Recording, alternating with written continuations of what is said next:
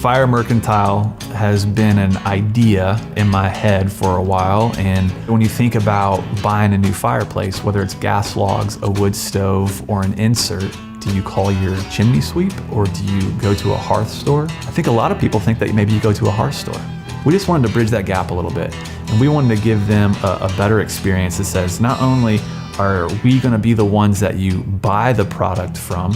which means we really know it well, but we're also going to be the ones that stand behind the product itself as well as the installation of it. If you buy something from another hearth store, they're using a subcontractor